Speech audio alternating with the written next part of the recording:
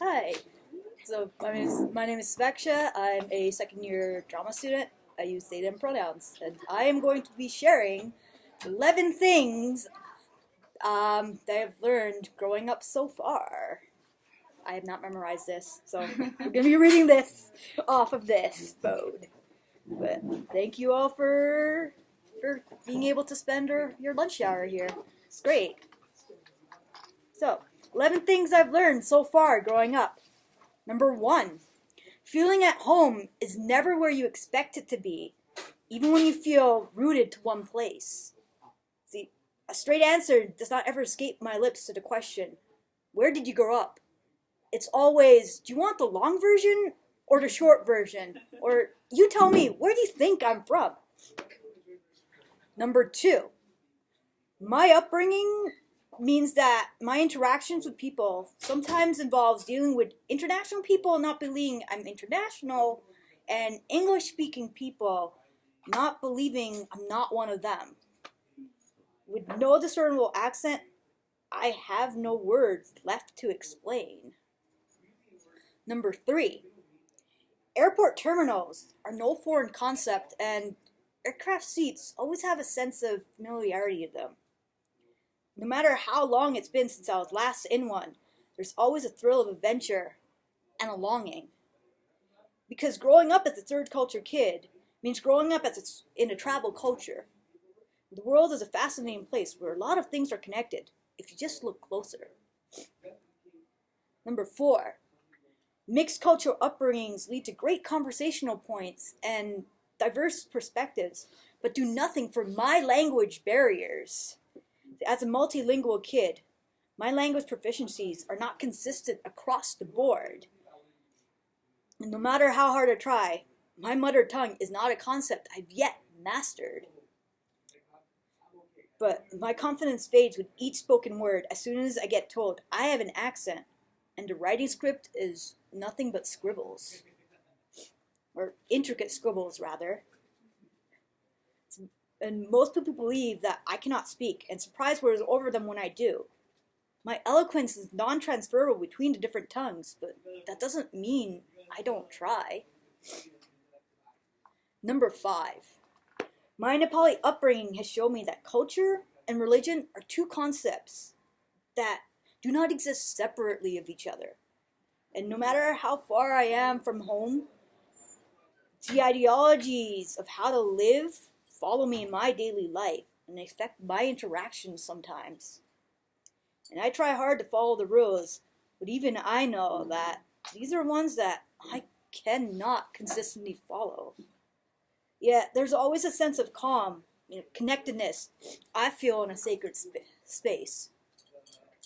Number 6, my name is non-negotiable. Call me by what I tell you to call me by, and nothing else. My identity is forged by a name that I'll admit even I have trouble saying sometimes. No matter how many times I say it, I'm always going to say it differently. No matter how many times someone asks me how to say it phonetically, I will never be able to tell you, because there are some things that I cannot explain of why a sound sounds the way I say it. Any other name does not ever feel like mine. I'm molded by what my parents gave me, and that I hold close. Number 7. When you want things to fit in a box, nothing is more frustrating than not being able to fit in a box yourself. Years of people assigning me to a box brought me more disorientation and confusion than content. How do you even respond when people say they admire you for standing out in the crowd, yet they want you to conform? Because femininity was not a concept I could ever grasp, yet masculinity still feels woefully not mine. Some days I'm not even sure it will be.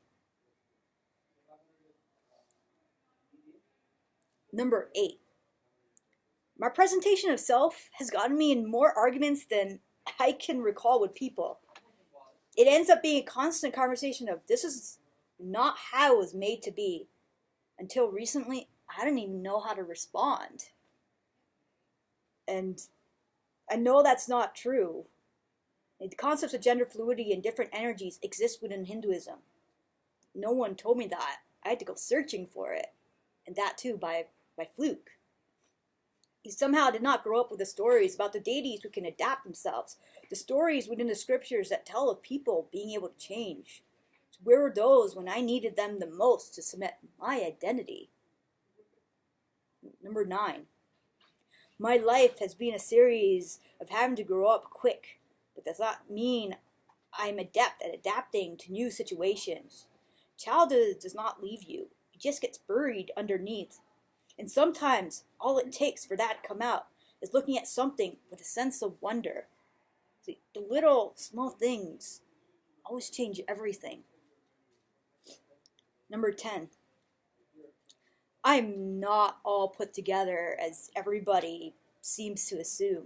See, I'm always in a constant state of overthinking and daydreaming about everything. I'm socially awkward, yet somehow still manage to interact. So this is kind of funny that I managed to interacting here. See, introverted yet exuberant, small yet loud.